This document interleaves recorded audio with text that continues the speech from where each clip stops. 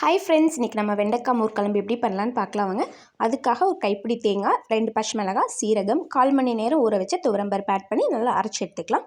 Next தேவையான அளவு தயிர் ஆட் பண்ணி மிக்சியில் ஒரு டைம் அரைச்சி எடுத்துக்கோங்க. நெக்ஸ்ட் ஒரு பேன் வச்சு பேன் ஹீட் ஆனதும் ஆயில் ஆட் பண்ணிக்கோங்க.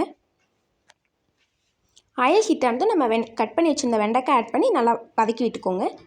வெண்டைக்காய் இப்போ வந்து வதக்கிறனால வெண்டைக்காயோட பிசுப்பெல்லாம் போயிடும்.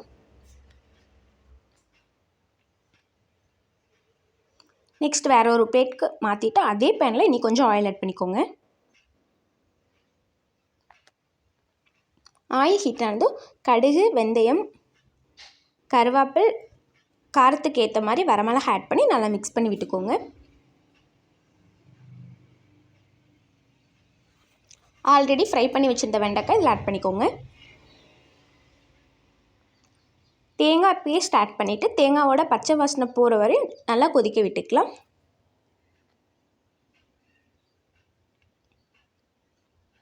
மஞ்சள் தூள், தேவையான அளவு உப்பு ஆட் பண்ணிக்கோங்க.